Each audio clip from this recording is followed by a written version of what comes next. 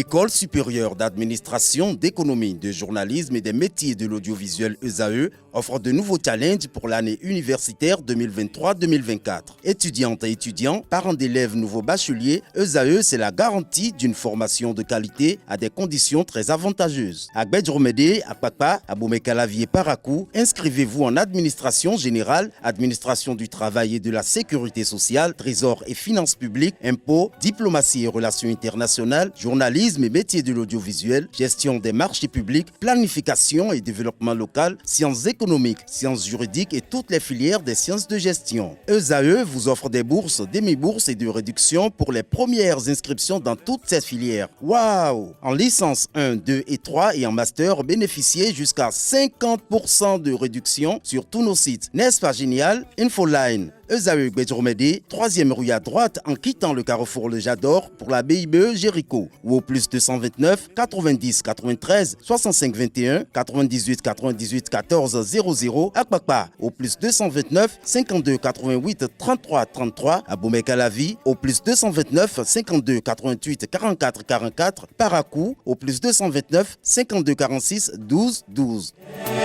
ESAE, l'excellence à un nom. Mesdames et messieurs, bon après-midi, vous êtes sur ESAE Télévision et c'est votre monde, le monde en 52 minutes. Ce lundi, nous allons beaucoup décrypter tout ce qui s'est passé dans le monde. La semaine écoulée, le week-end et peut-être, pourquoi pas, ce matin déjà.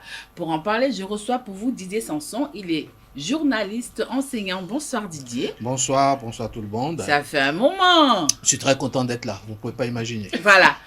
Il n'est plus à présenter, il s'agit de Morgan Asogba-Metonji, il est consultant géopolitique. Salut Morgan. Salut. Toujours au taquet. Oui, c'est un grand plaisir, surtout quand Didier est de retour. Ah, dis donc. Le troisième invité, c'est Joël Ataï-Guédegbe. Il est expert en question de gouvernance. Bonsoir. Bonjour Tatiana. Alors, bonjour, comment ça va? Ça va.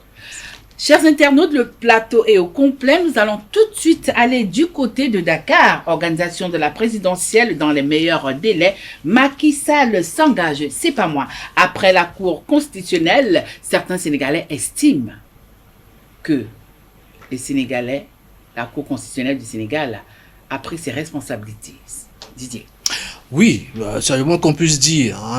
C'est vrai que le président de la République décide dans son coin, mais c'est son droit de décider du report, sauf que les dates prévues par lui sont un peu, ça fait un peu improvisation, parce que la date du 25, 26, 27, il découvre pas la semaine dernière.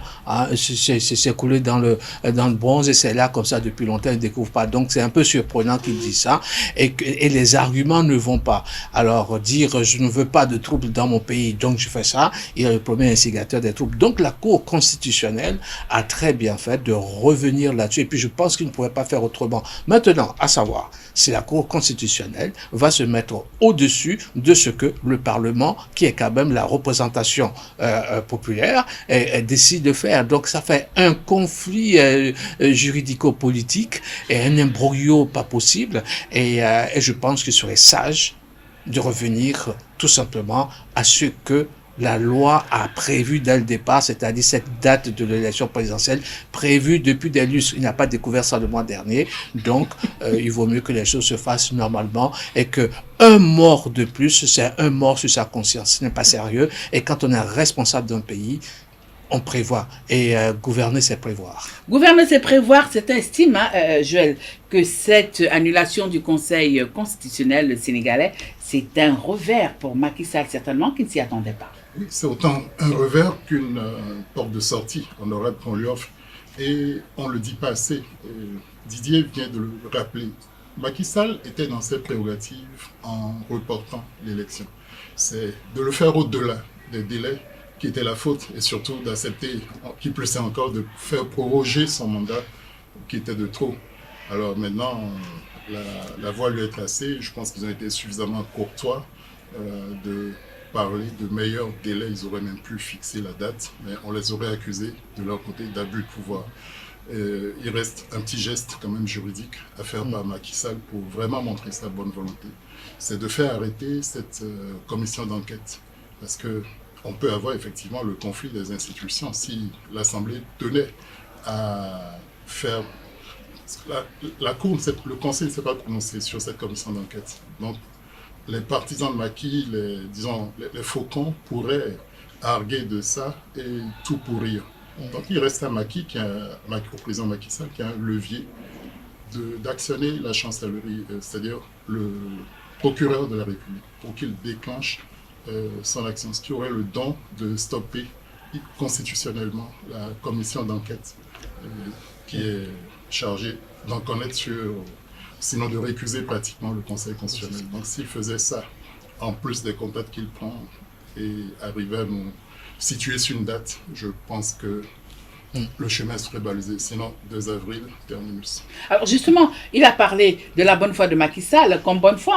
On a vu que juste après cette décision, la cellule de communication de Macky Sall nous a pondu un communiqué dans lequel il dit que le président s'engage à organiser les élections dans les meilleurs délais, sans toutefois nous dire à quel moment, quel jour, quelle date, quelle année.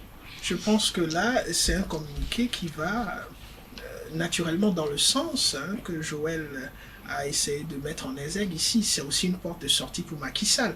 Parce que dans le fond, qu'est-ce qu'il voulait et qu'est-ce que le Parlement voulait? On voulait organiser des élections à une date qui va largement au-delà de celle qui était prévue.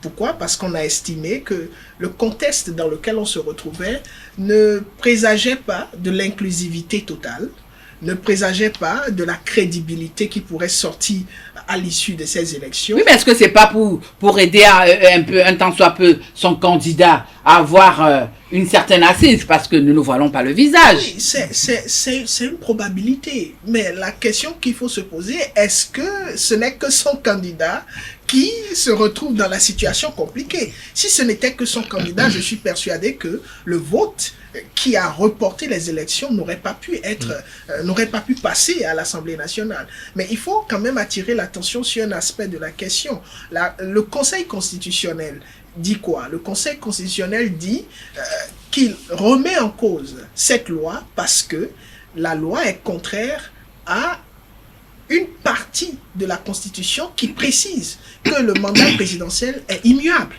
On ne peut pas ajouter une seule seconde comme on ne peut en retirer une seule seconde. Et donc ça signifie que si on enlève cet aspect de la loi, le report en lui-même semble ne pas être anticonstitutionnel.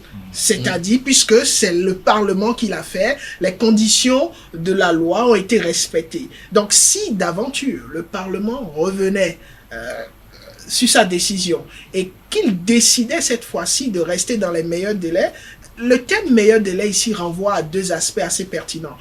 Le choix, c'est-à-dire l'opportunité, est-ce que c'est opportun d'organiser à telle date, et le faire dans le sens où chaque élément, que ce ne soit pas long. Maintenant, est-ce que Macky Sall doit rester au pouvoir? C'est clair, la Constitution est claire, qu'il doit pas rester au pouvoir. Possible. Il faut trouver maintenant la formule nécessaire pour que les élections qui ne seront pas organisées avant la fin de son mandat, ça c'est clair aujourd'hui, puissent s'organiser sans pour autant que Macky Sall soit président de la République. Alors, l'autre côté, Macky Sall nous démontre sa bonne volonté, il nous prend un communiqué, mais sans toutefois lever le doute par rapport à ce communiqué. Mais alors, pourquoi est-ce que la société civile continue de maintenir la pression? Oui, alors... pour rejoindre mes 2 camarades en face, ça devient très compliqué. La Constitution dit, voilà la date butoir. C'est immuable. Mais en même temps, le président est fondé de repousser une date. Bon, mais il ne repousse la date que dans les cas extrêmes. Donc, soit il provoque la situation extrême et il dit en cas d'urgence, machin, état d'urgence, donc je peux gouverner. Oui, mais est-ce que ça va passer? Non, est-ce que cette pilule va passer? Ça peut passer parce qu'il est majoritaire à l'Assemblée. Yeah. Or, ça va contre la Constitution. Donc, il ne peut pas aller au-delà. C'est pour ça que les sages de la Cour constitutionnelle ont dit dans les meilleurs délais. C'est-à-dire qu'on lui laisse une sortie honorable, soit au 1er avril ou au 2, je crois que c'est le 2, on décide qui n'est plus président de la République et que prévoit la Constitution. Il y a en cas de situation extrême, il y a donc vacance du pouvoir et le président de l'Assemblée nationale est fondé de diriger tout simplement pour aller aux élections dans les 90 jours. Voilà. Donc, vous voyez, c'est un imbroglio. Diriger peut devenir. Voilà. Donc, en fait, et ce qu'il a à faire, c'est d'accepter les choses telles qu'elles sont et de ne pas mettre son pays à feu et à sang pour avoir le droit. Puisqu'il est déjà à feu et à sang depuis quelques mois, il n'y a rien de nouveau sous le soleil, Didier. Oui, non, c'est bon. C'est acceptable. Ils font des calculs machiavéliques, ils disent que 3. C'est vrai que lui, en tant que calcul menton. Ils font quelques calculs bizarres, quoi. Ils disent 3 morts, c'est pas énorme, quoi. Pas beaucoup. Voilà, donc ils jouent sur ça. Et si vous faites comme Poutine, c'est-à-dire être machiavélique jusqu'au bout, c'est-à-dire je crée le chaos et je reste, et puis je gouverne par décret. C'est possible, mais connaissant le Sénégal et connaissant la sagesse des institutions, il faut accepter que la Cour constitutionnelle se mette au-dessus et dire voilà ce que prévoit la loi. Et si vous allez au-delà, ce n'est pas constitutionnel, mais en tout cas, on vous prévoit une petite sortie. La date butoir, c'est le 2 avril, je crois, pour le président de la République. Maintenant, il faut voir à l'intérieur comment, je mets beaucoup de guillemets, on magouille. Alors, Didier, aujourd'hui, au vu de tout ce qui se passe, nous avons cet opposant virulent qui dans les geôles de la prison au niveau de Dakar. Je veux parler de Ousmane Sonko. Est-ce qu'aujourd'hui, avec la situation qui se présente, que Macky Sall veut ou non, il est obligé de composer avec Sonko pour ramener le calme dans la maison sénégalaise? Bon, il pourrait le faire, c'est en partie en moins mal. Pourquoi il pourrait? Pourquoi est-ce qu'il ne doit pas le faire? Je ne suis pas dans sa tête. Je suis là, moi je pose mes questions, je vais avoir mes réponses. Non, je ne partage pas son oreiller. Vous, mesdames, vous n'imaginez pas le pouvoir d'influence qui peut être le vôtre, même pour les affaires d'État. Peut-être que Madame Sall aurait la réponse. Ouais, elle pourrait lui chuchoter quelque chose d'agréable aux oreilles. Didier, vous n'avez pas la parole. C'est Joël qui... Non, il me complète. Voilà. Non, prions. Espérons en tout cas que Macky Sall multiplie les gestes de bonne volonté. Qu'est-ce qu'il pourra rattraper? Pas grand-chose. Premier schéma, on va jusqu'à l'amnistie. Donc Sonko sort, n'est pas candidat parce que quelqu'un dans son parti est déjà prévu. La personne peut se désister, hein? Non, mais on ne peut pas reprendre. Oui, mais étant donné que nous n'avons pas la date des élections, on peut reprendre tout le processus électoral. Maintenant, si tu tiens... Non, moi je n'y tiens pas, je suis juste en train de poser les questions et je veux comprendre. Non, il y a un scénario ultime. Voilà. C'est la mort, l'assassinat de quelqu'un. Bon. Voilà. D'accord. Là, on rebat les cartes. D'accord. On reprend le dossier des candidatures. Intéressant pour Karim Wade. Alors, je ne dirais pas à qui profite le crime. Mais certainement, il profitera à quelqu'un. Qualifié, Sonko serait qualifié. Est-ce que pour autant, on a la garantie que Karim Wade pourrait être le meilleur cheval de Macky Sall? Parce que son Premier ministre, Amadou Ba, ne fait pas l'affaire. C'est clair qu'il est conduit à la défaite. Et c'est un pis-aller. Il faut prier pour qu'il soit inspiré au mieux, sinon le 2 avril. Bon, alors, pour sortir de ce sujet sénégalais, Morgane, dites-nous un peu, avec cette décision du Conseil constitutionnel aujourd'hui et tout ce qui se passe au niveau du Sénégal, quelles seraient les conséquences politiques? Il y a plusieurs conséquences politiques. Déjà, nous sommes en train d'assister, si tout va toujours dans ce sens, à l'apaisement. C'est-à-dire le moyen de rendre réellement les élections qui sont à venir inclusives. Et déjà, les rumeurs parlent d'une loi d'amnistie. Ce serait vraiment bienvenu dans ce cas-là où on pourra parler d'inclusivité totale avec des chances pour ceux qui sont en prison aujourd'hui et qui sont techniquement loin de pouvoir participer, de pouvoir compétir, de revenir dans la compétition. Et donc, si tout le monde revient dans la compétition, il va rester l'aspect crédibilité. La crédibilité serait de faire en sorte que les autorités qui vont conduire l'organisation des élections n'aient pas de parti pris. Et il semble aujourd'hui être très clair que ce ne sera pas les autorités sous la directive du président Macky Sall. Parce que si Macky Sall reste au-delà du 2, nous sommes dans un schéma qui ne profite à personne. Parce que, vous avez noté, la société civile ne dément pas, Il y a des... L'homme de la rue également ne démord pas. Il y a des acteurs politiques qui continuent, d'après ce que j'aurais même entendu, à faire campagne, en espérant qu'on ait des élections. Et je pense qu'il y a une grande capacité... Même le frère de Macky Sall a demandé que la campagne se poursuive. On se retrouve dans une situation très délicate. Pourquoi? Parce que qui parle de campagne présidentielle, c'est beaucoup d'investissement, c'est beaucoup d'argent. Et tous ces acteurs-là ont déjà dégagé beaucoup d'argent. Et qu'est-ce qui va se passer lorsqu'on va dire que bon, les élections sont reportées à telle date? Est-ce que ceux qui sont en train de faire campagne aujourd'hui pourront effectivement faire campagne encore et rester dans la course? C'est la grosse question à plusieurs inconnus. C'est la grosse question à plusieurs inconnus, surtout que d'ici à là va démarrer le Ramadan, quand on sait quand même que le Sénégal c'est un pays musulman, comme disent les Anglais. Wait and see. Nous nous rendons du côté du pays de Napoléon Bonaparte et autres. Utilisation des avoirs gelés dans la reconstruction de l'Ukraine, une proposition des députés français. Les députés français ont mené une proposition par rapport à l'utilisation des avoirs russes qui sont gelés au niveau des banques à travers le monde. Alors, dites-nous un peu. Lors de sa visite le 16 février 2023, Emmanuel Macron et Volodymyr Zelensky ont discuté de plusieurs sujets. Oui, alors, utiliser les fonds, vous savez, les Européens ont une technique, ils ne sont pas dans l'émotion. C'est clair. Ils ne sont pas dans l'émotion. Ni dans les sentiments. Non, ce sont dans les intérêts. Alors, quand on va geler les avoirs russes pour aider l'Ukraine, c'est gentil de le dire, mais en même temps, il faut voir les calculs qu'il y a derrière. Quand on fait ça, on remet le blé, on remet tout en forme, et puis notez bien au passage, les relations diplomatiques ne sont pas rompues, les relations politiques, rien, puisque le gaz européen vient toujours de là-bas, et pourtant on va geler les avoirs pour pouvoir avoir un peu de faire gentiment pression. Tu sais, hein, on est obligé. On te punit, mais on te punit pas. Mais on sait bien, faire comme lui. Hein. On sait bien que, voilà, donc on n'est pas dans les émotions, on est dans le pragmatique. Donc, ce qu'il y a, alors, ils vont geler les avoirs, mais bon, les avoirs russes dans les banques européennes, ce sont des devises, quoi. C'est pour aller sur le marché international. Bon, et d'autant que de plus en plus, les pays comme la Chine ou la Russie demandent qu'on fasse des dépôts dans leur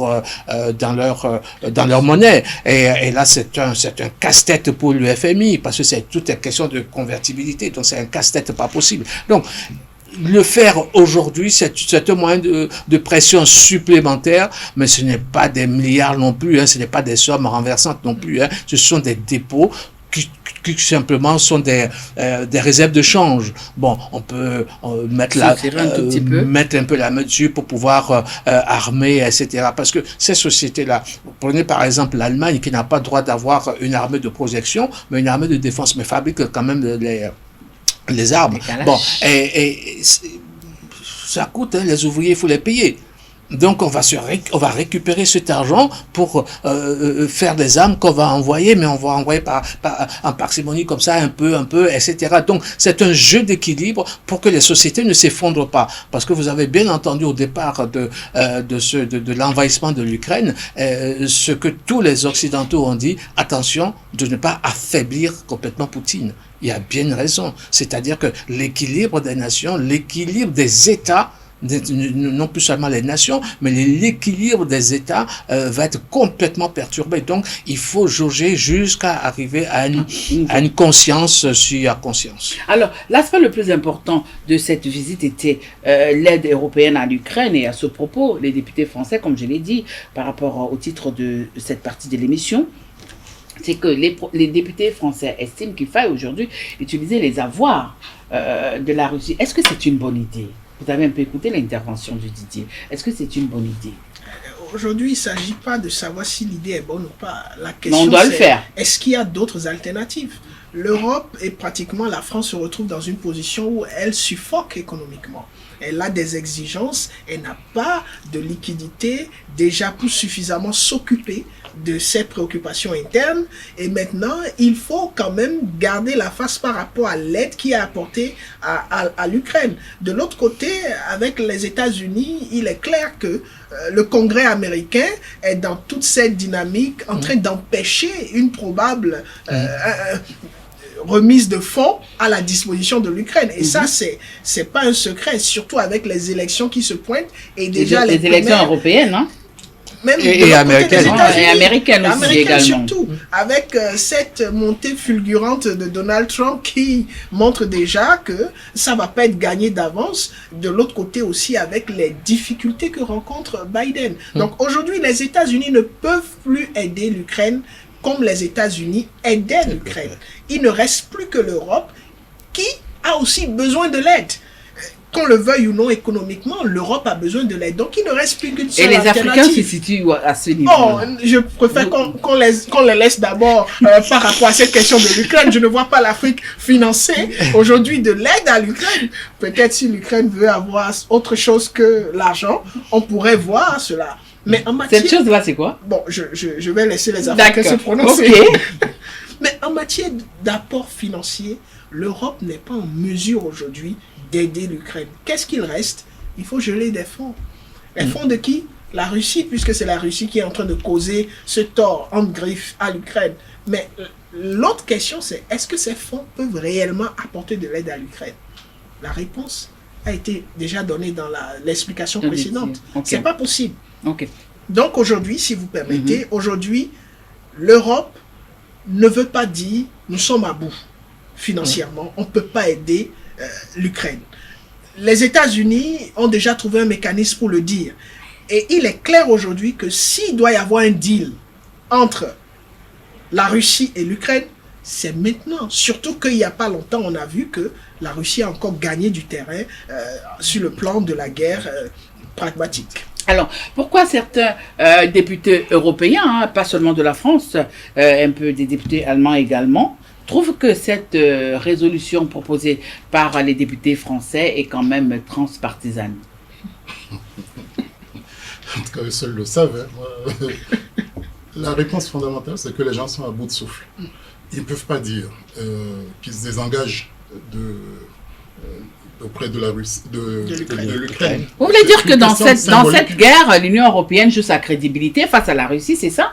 Oui, par rapport à elle-même et par rapport à ce qu'elle semblait représenter. Et depuis les États-Unis, on commence par leur demander de s'apprêter à payer un peu plus l'OTAN, c'est-à-dire leur propre défense et sécurité. Les Américains ont dit qu'ils sont fatigués. Non, ça c'est pas les Américains, ça c'est Trump qui l'a dit. Hein. Oui, mais Trump, c'est rien. Trump est probablement, il était aux affaires, on ne sait jamais. Et Biden n'en pense probablement pas moins. En tout cas, il y a un essoufflement de part et d'autre. Et depuis 2 ans que cette guerre a commencé, on avait annoncé ça. Et est-ce que, moi, ma question, c'est de savoir si on est toujours dans les effets d'annonce ou bien si vraiment les gens sont à bout. Et il me semble que c'est plutôt la seconde hypothèse, dans la mesure où les États-Unis commencent par un peu dire qu'ils sont fatigués de ça.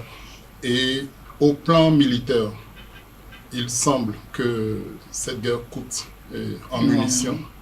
Les pays européens ont atteint le seuil de leur stock de munitions pour pouvoir se défendre. Il paraît que c'est une guerre où il faut tirer dans le tas à plusieurs, enfin, à tout va avant de pouvoir progresser un temps soit peu. Et ça coûte.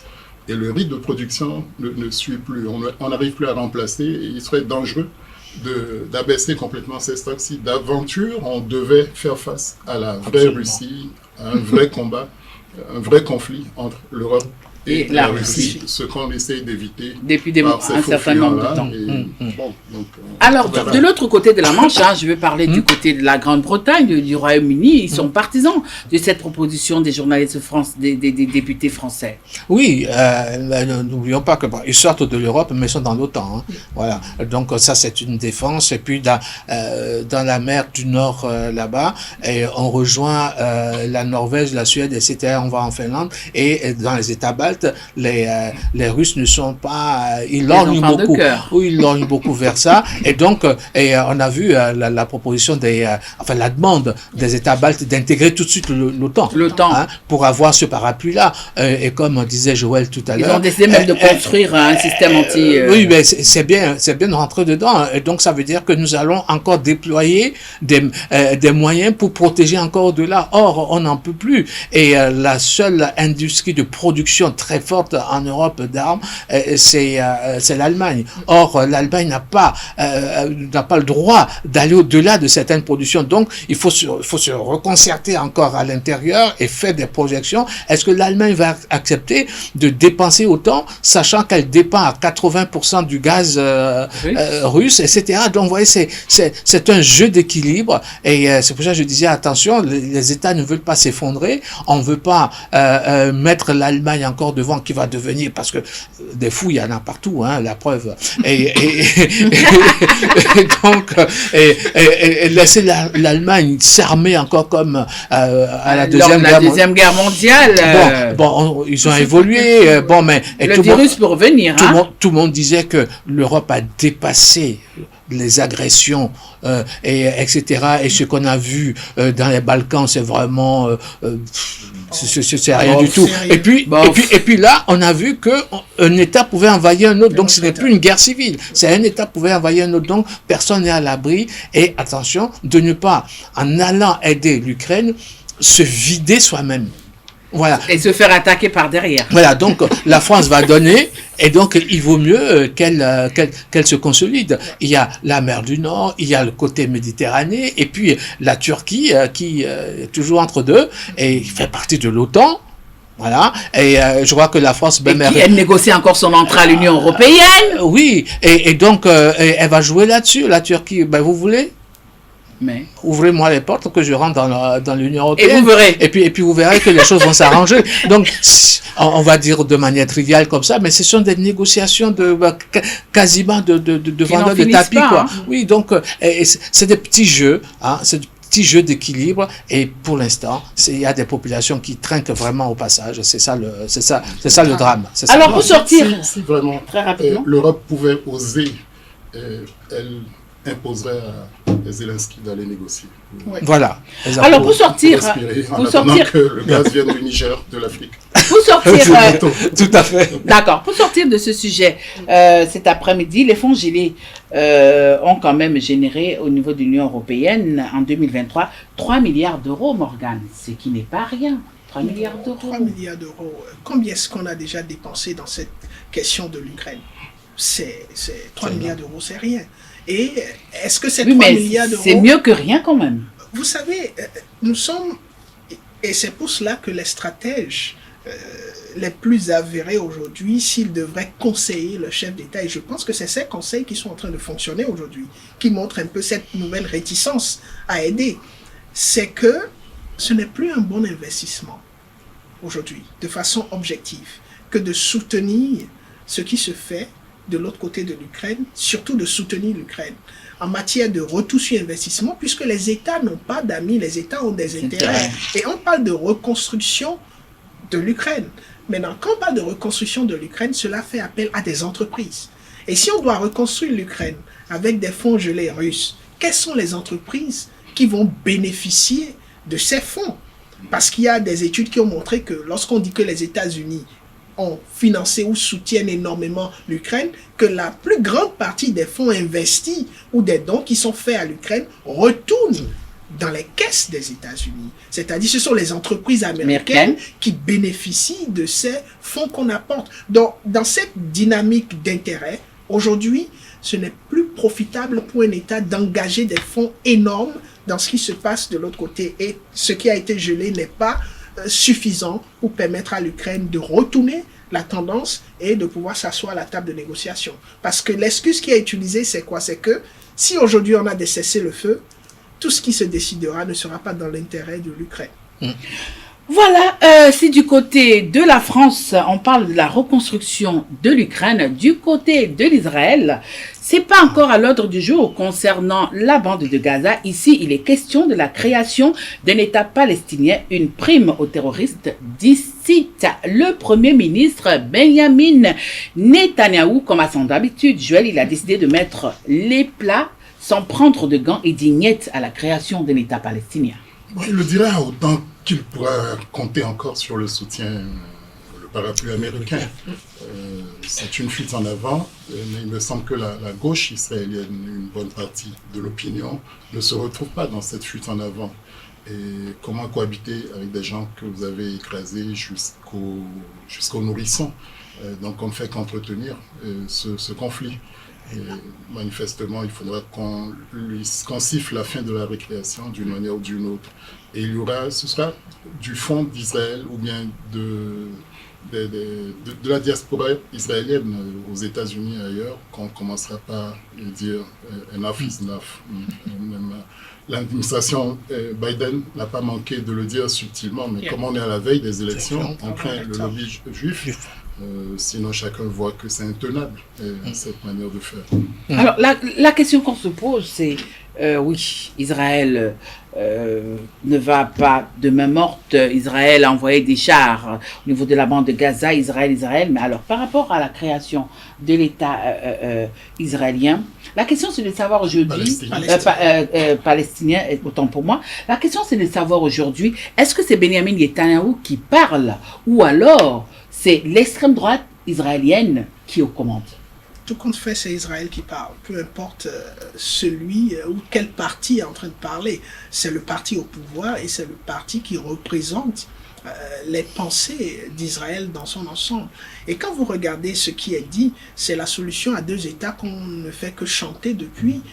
Tous les acteurs de la scène internationale disent oui, il faut une solution à deux États. Solution à deux États signifie un État d'Israël et un État palestinien qui vivent côte à côte. Mais c'est une solution qui, depuis des décennies, n'a pas fonctionné et techniquement, lorsque vous regardez les déclarations de Benjamin Netanyahou, ne fonctionnera pas. Et donc, si cette solution ne fonctionnera pas et qu'on ne peut pas avoir une solution à un État où il y a un seul État, où Palestiniens et Israéliens cohabitent, ce qui est quasiment aussi difficile à dire, qu'est-ce qu'il faut? La solution à ce problème conflictuel est énorme.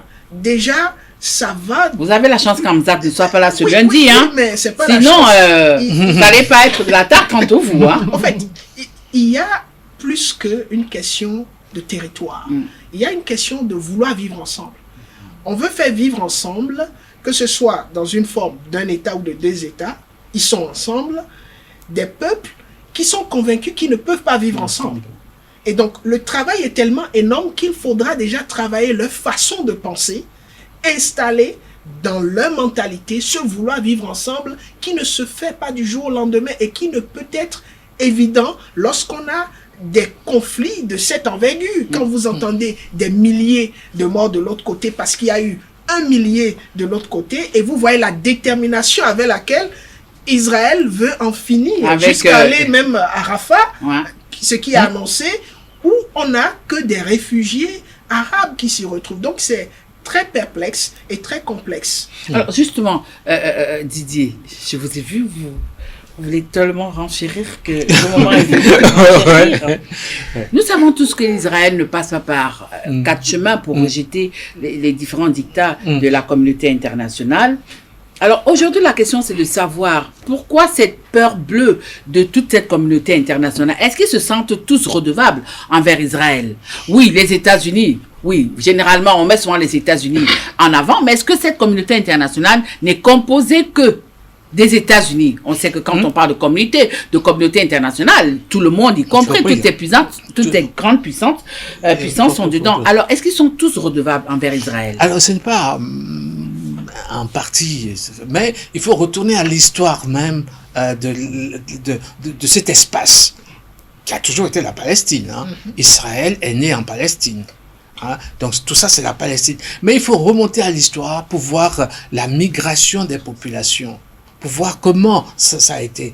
Sur ce terrain, ils ont été, je parle des Hébreux, devenus Juifs, ont été chassés. Ils se retrouvent en Europe. Ils se retrouvent en Europe du Sud. Un peu en France, mais c'est surtout Italie, Espagne et compagnie. Repoussés parce que de leur religion, alors que le catholicisme est installé, on les repousse vers la Pologne et l'Ukraine, qui ne faisait qu'un État à l'époque. Bon, on les repousse là-bas. Et puis, l'État russe orthodoxe de l'autre côté, l'Empire russe orthodoxe ne voit pas bien de ces gens-là qui sont là.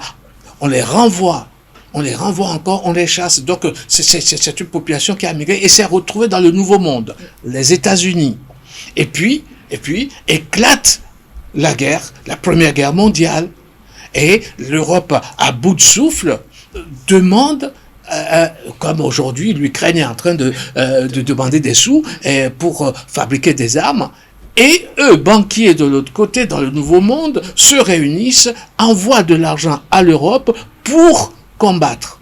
Donc, vous voyez déjà un petit point de redevabilité. Un petit point. Bon, et les choses se passent. Ils s'installent. Deuxième Guerre mondiale, les Allemands n'ont pas digéré 1914-18. Ils n'ont pas digéré. Et donc, reviennent à la charge et punissent ceux qui ont fait cela. Oui, ils punissent ceux qui ont fait ça, et c'est le grand génocide. Ouais. C'est la Shoah et tout ça, c'est le grand génocide. Donc, la communauté dite internationale se sent encore... Mais bon, pourquoi dite? Elle est ou elle n'est pas? Il n'y a pas, ça n'existe pas. Vous hésitez? Non, ça n'existe pas, mais c'est très gentil de dire ça. Il n'y a pas de communauté en tout cas. C'est juste international. D'accord. Bon, et là, je fais beaucoup de raccourcis, hein. Et puis là, on se dit, bon, écoutez, et ces gens nous ont aidés, ils sont partis, ils sont revenus, c'est trop compliqué. Bon, il y a cet espace sous protectorat anglais. On va leur demander de retourner là-bas, et puis... Et vous allez chuter par là. Oui, et donc on les renvoie là-bas avec, ça il faut le dire, avec la promesse de l'État qui étaient les Anglais qui ont promis, parce que l'Empire ottoman a explosé depuis 1920, on leur promet que maintenant vous allez être là, mais il va y avoir les Palestiniens, puisqu'on va vous créer. Israël ne veut rien dire, hein, ça a été créé. Bon, mais dans cette Palestine, vous allez exister avec les autres à côté. Sauf que les Anglais ont oublié leur promesse. D'accord. Ils ont oublié leur promesse et ça a continué. À ce qu'on assiste aujourd'hui. Et ça continue. Donc aujourd'hui, bon, mais vous allez voir, Zelensky qui est au pouvoir en Ukraine, il est juif, hein. Ouais, d'accord. Donc je vous arrache ma parole parce que si on va sur ce point-là, on va pas terminer. Mais vous allez chuter par là. Hein? Mais oui, je vais chuter, je vais faire une bonne chute. Mais en fait, deux États et deux États, c'est-à-dire les Palestiniens sur leur terre, parce que il faut arrêter maintenant de la Cisjordanie, mais c'est la Palestine. Bon, et deux États, et puis arrêter la colonisation des terres. Alors Joël, lorsqu'on essaie un peu d'analyser, de lire et de décrypter ce qui se passe du côté du Moyen-Orient, on a comme l'impression que l'État hébreu attendait cet instant, c'est-à-dire une lâcheté qui viendrait du côté du groupe Hamas pour pouvoir réagir et sortir tous ces bulldozers. Ah oui, ils n'en demandaient pas mieux. Il leur fallait un prétexte. Ils ont été servis. Et voilà, joyeusement, on va taper, massacrer, et puis espérer que ça réduirait l'irrédentisme. Mais c'est un irrédentisme qu'ils ont créé. Et donc la solution n'est pas là, malheureusement. Ça contente une partie de l'opinion, sinon de l'extrême droite israélienne. Même les soutiens d'Israël ont du mal à y croire, à encourager ça jusqu'au bout. Bon, comment est-ce que ça va se terminer? Les Américains ont essayé d'imaginer la stratégie qui consisterait à disqualifier le Hamas, à créer une autre tendance politique acceptable. Donc après l'OLP, après le Hamas, on en est à rechercher des interlocuteurs un peu plus manipulables et bien leur en prennent, parce que toutes les générations de Palestiniens sont quand même marquées dans leur conscience de cette brutalité, de la difficulté à cohabiter. Mais bon, on est toujours deux à faire la paix. Peut-être que, chemin faisant, les pacifistes vont émerger ou d'autres interlocuteurs vont émerger. Mais pour l'instant, M. Netanyahou joue bien de ses atouts, des soutiens des ultras. C'est une minorité, mais très agissante. Ça lui fait le poids qu'il faut pour gouverner démocratiquement et imposer ce que nous déplorons, ce que beaucoup déplorent, y compris l'Afrique du Sud, qui a quand même essayé de porter la voix de ceux qui moralement ne se retrouvent pas dans ça. Alors Morgane, Joël dit qu'il faut 2 pour pouvoir faire la paix. Moi, je me pose la question de savoir aujourd'hui en Israël, est-ce qu'ils sont 2 à gouverner? Je veux savoir, quand on sait que Benjamin Netanyahou, il est du Likoud, et à côté de ça, nous avons l'extrême droite qui semble chapeauter tout, qui semble... Alors, ma question, c'est de savoir, est-ce que c'est l'extrême droite qu'on a élu ou bien c'est le Likoud? Vous savez, ce qui se passe en Israël en matière de leadership, c'est ce qui se passe dans tout pays qui se veut démocratique, surtout lorsque le jeu démocratique se fait à un pas, à quelques votes, à quelques enclavures. Et donc aujourd'hui, en Israël, certes, c'est Netanyahou qui est à la tête, mais il doit composer avec les aspirations et la volonté. Oui, mais dans un passé récent, c'était plus facile pour le Likoud de nouer une alliance avec les travaillistes que de se retourner vers l'extrême droite. Mais ils ont perdu du terrain. Oui, les choses ont changé. Le jeu politique a fait que les choses ont changé. Les décisions qui ont été prises ont fait que les choses ont changé. Les événements relatifs à la capacité nuisif du Hamas à pouvoir venir en Israël, on n'a pas voulu le dire, mais c'est montrer à quel point le système sécuritaire d'Israël n'est pas meilleur que le système sécuritaire des États-Unis lors du 11 septembre. Et je pense que les leaders d'Israël l'ont dit, eux-mêmes ils ont dit, ceci est notre 11 septembre 2001. Donc ça signifie... 11 septembre qu'ils attendaient peut-être, parce que vu les réactions que nous avions... Ils n'attendaient pas cela. Et c'est justement ce qui fait qu'ils ont envie de donner une réponse qui pourrait enlever cette idée de la tête de tout autre acteur de la scène internationale. Vous voulez dire que c'est pour ça que le Hezbollah est calme aussi? Parce qu'on n'entend pratiquement plus Hezbollah. Le problème, c'est que cette méthode ne va pas enlever cette idée. D'accord. Au contraire. Si vous permettez, c'est très complexe. L'Iran aurait pu s'en mêler. L'Iran a suffisamment de problèmes en ce moment aussi. Donc, chacun, vraiment, devant sa cour, et préfère se réserver. On voit jusqu'au Qatar qui se mêle de ça, qui entretient le Hamas, qui lui donne les moyens. Et pourtant, c'est le Qatar aussi qui est l'interlocuteur. La Turquie ne l'est pas moins. Mais on ne se souvient pas, on ne dit pas assez que le Hamas est une fabrication d'Israël pour casser le Le Hamas est devenu un monstre maintenant par rapport à leurs attentes et ils espèrent encore fabriquer un autre monstre. Alors, comme vous le savez, à tout le moins. Alors, comme vous le savez tous, on a toujours une petite escale au cours de ces 52 minutes pour décrypter l'actualité internationale. Et cet après-midi, nous allons en Amérique latine, au Venezuela, des personnalités de l'ONU chargées des droits de l'homme chassées de Caracas.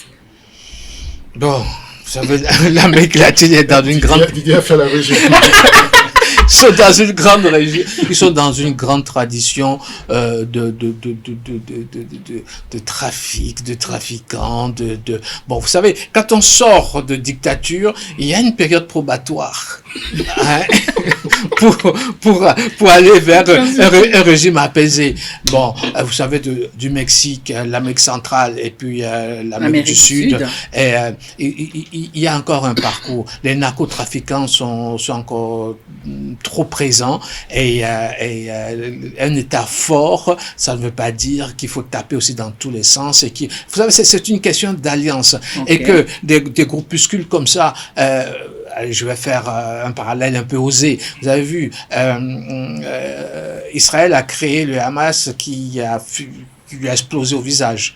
D'accord? Et en Amérique latine, on crée des choses se reposant sur des narcotrafiquants pour financer, etc. Mais et puis maintenant, ça leur explose au visage. Et donc, on renvoie tout, on chasse tout le monde, et puis c'est très facile de flatter le patriotisme. Nous sommes chez nous, on fait ce qu'on veut. Mais oui, vous faites ce que vous voulez chez vous. Mais attention, il y a les droits humains. Et donc, c'est très facile aussi de dire, oui, les Américains, tous ces Yankees là, ils parlent des droits de l'homme alors que eux, point oui, point non, on tire sur un noir. Donc, vous voyez, après, on va se jeter des souffrances au visage, etc. Non, ce qui se passe aujourd'hui en Amérique latine, le Nicaragua a connu cela. le Venezuela est dedans actuellement. Dans le sud du Mexique, c'est à peu près pareil. Et je pense que en Argentine, c'est pas évident non plus. Il y a des extrémismes qui montent comme ça. Et puis, on essaie de montrer que l'État est fort, les narcotrafiquants continuent. Parce que eux, ils existent. Et puis, quand les narcotrafiquants existent, ça veut dire qu'il y a des fumeurs. Il y a des consommateurs. D'accord. Et ces consommateurs, ils ont beau jeu de bon, okay, voilà. Donc, pour les consommateurs qui sont où? Qui sont de l'autre côté. Non, de toute façon, Didier, je vais pas vous laisser finir. Il nous reste juste 5 minutes. Le temps de permettre à Morgane et à Joël de dire un petit mot par rapport à cette situation au niveau du Venezuela où Caracas ne supporte plus les critiques portées à son encontre par rapport aux droits de l'homme. Caracas, est-ce qu'on peut dire que Caracas se fout de la charité quand on sait que, comme l'a dit Didier, les droits de l'homme, c'est pas trop le fort de ces pays-là. Laissez-leur vivre leur salsa, tapas, ils en ont assez qu'on leur chante des choses. Voilà. Malheureusement, c'est des États plus ou moins faillis donc, qui ont décidé de vivre pratiquement en autarcie. Et le Venezuela a du pétrole, donc ça lui permet d'avoir un petit matelas pour tenir négocier tête. Quand il faut. Et ceux qui ne l'ont pas sont dans l'économie de la poudre, de la coque, malheureusement. Et voilà. Pourquoi le président Maduro, c'est toujours dans le collimateur de ces bureaux des Nations Unies par rapport aux droits de l'homme? Oui, quand vous parlez des droits de l'homme et vous parlez des Nations Unies, vous devez naturellement voir les États-Unis. Les États-Unis, droits de l'homme, la France, les États-Unis. C'est pas comme s'ils sont bons élèves aussi, hein? Vous savez, de l'homme. Cette question de droits de l'homme, c'est de façon intrinsèque, c'est des valeurs sacro-saintes.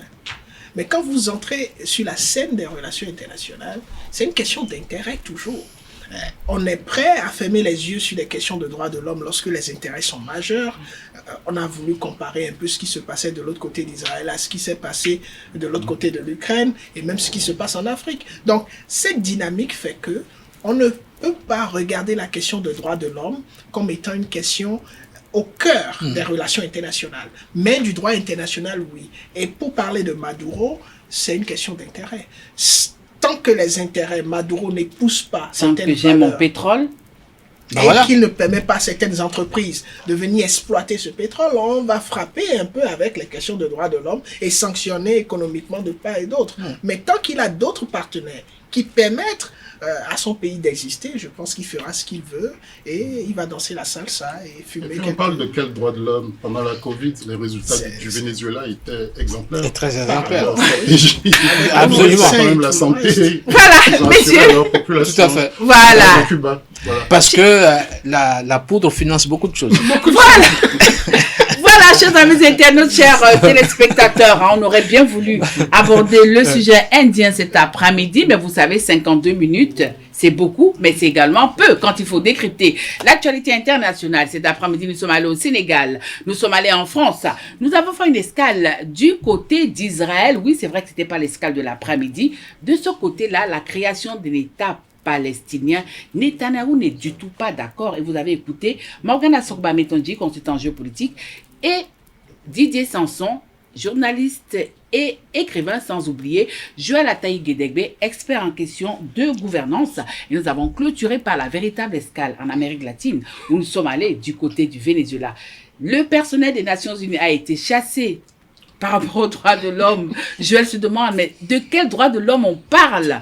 Et vous l'avez suivi par rapport à la lutte contre la Covid. Il paraît que de ce côté, du côté des Venezuela, on a fait un très bon score où la maladie ne s'est pas propagée. Voilà, fin et stop, tout le monde descend. J'étais heureuse, ainsi que mes invités, de décrypter l'actualité internationale avec vous ce lundi. Retrouvons-nous lundi prochain, quand il sera 16h. Ça se passe tous les lundis sur Osaïe Télévision, la meilleure des web TV.